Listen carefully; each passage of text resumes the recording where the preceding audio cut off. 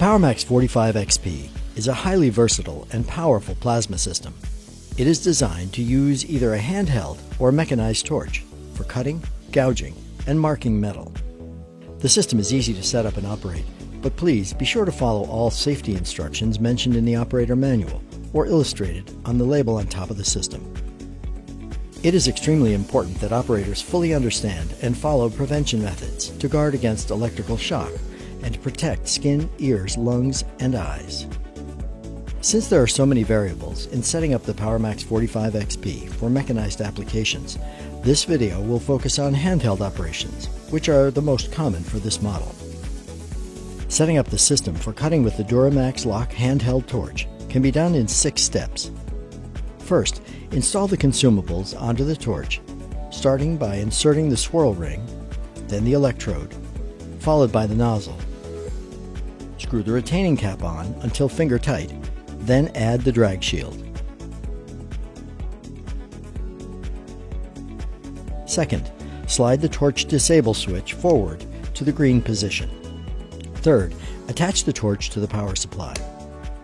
Fourth, depending on the installation or the model purchased, an air fitting may need to be installed. If this is the case, then refer to the operator manual for sealant information and torque values.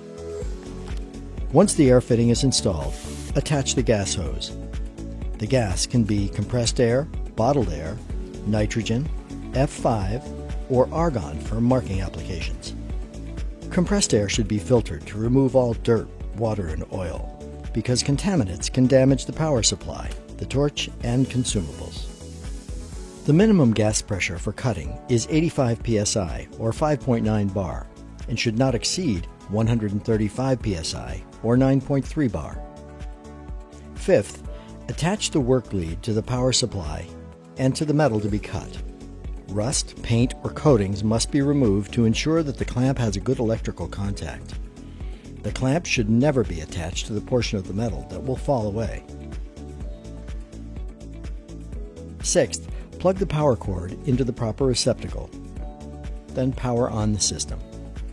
Depending on the model, the installation of a plug may be required, or the system may be hardwired to a power source. This electrical work must be done by a licensed electrician. The PowerMax 45 XP is now set up for handheld cutting, but first, let's review the control panel. There are only 2 adjustments needed for operation: output current and mode selection. To adjust the output current, simply turn the knob to the right to increase the amperage and to the left to decrease. The output range is from 10 to 45 amps. To select the operating mode, cutting or gouging, press the mode button to toggle between the 2 processes. By default, the display shows the output current. If desired, the gas pressure may be adjusted by pressing the mode button while turning the knob to manually adjust the gas pressure for the operating mode that's active. The display changes from showing output current to gas pressure while the button is depressed. To change how the gas pressure is displayed, PSI or bar, press and hold the mode button for about 15 seconds until the display changes. Release the mode button, then the system will switch pressure values from PSI to bar or bar to PSI. Unlike its predecessor, the PowerMax 45 XP has SmartSense technology, so it will automatically adjust the air pressure, factoring in the torch lead length and the operating mode, ensuring the system is always set up correctly. In the event there's an error with the system, the display may show a fault code, and 1 or multiple LEDs will illuminate. If this happens, refer to the troubleshooting section in the operator manual for more information. Let's start with cutting 5/8 inch 16mm thick metal.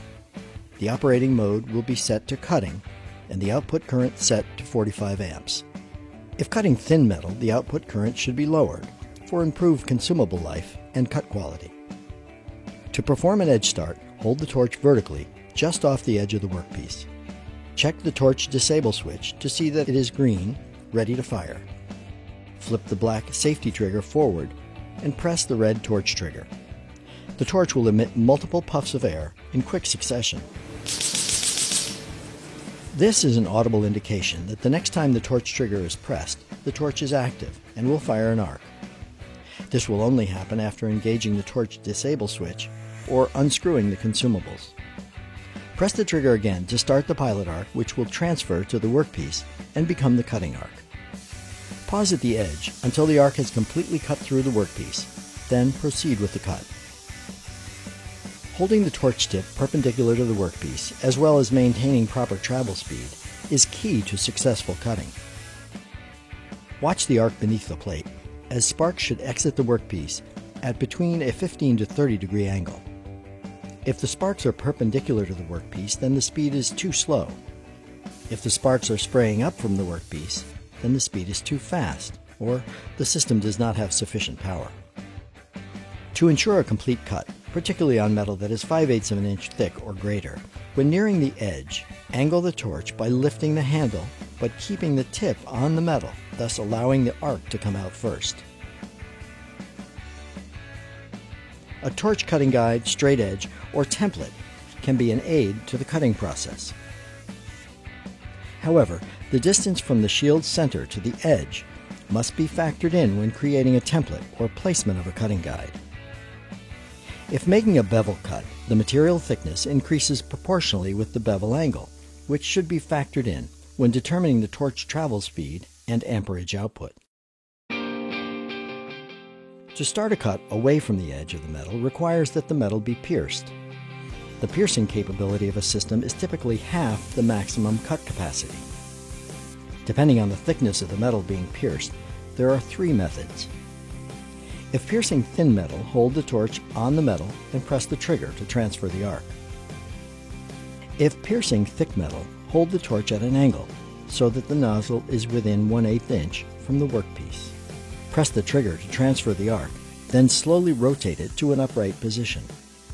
If the gouge left from the rolling technique is not desired, then hold the torch about 1/2 inch above the metal and press the trigger to transfer the arc. Once the arc has penetrated the metal, place the torch on the surface and proceed to cut. It's recommended that the rolling technique be used on thick metal to minimize damage to the consumables caused by the blowback of molten metal. To cut expanded metal or metal with a lot of holes or gaps, simply follow the same procedure as outlined for plate cutting. To gouge for removing unwanted metal or weld, first slide the torch disable switch to the yellow position. Install the maximum control gouge nozzle and gouge shield. Then slide the switch to the green position. Press the mode button so the gouge LED illuminates. To get a wide diffused arc for gouging, keep the current output set at 45 amps. Hold the torch at approximately a 40 degree angle from the workpiece, with a small gap between the torch tip and the workpiece.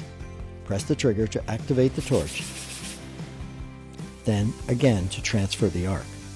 Maintain this angle, then move the torch along the workpiece to remove unwanted metal or weld. More metal can be removed by making another pass or using a weaving technique. For different gouge profiles, the output amperage, torch angle, torch to work standoff, torch speed, and gouging nozzle type all have an effect.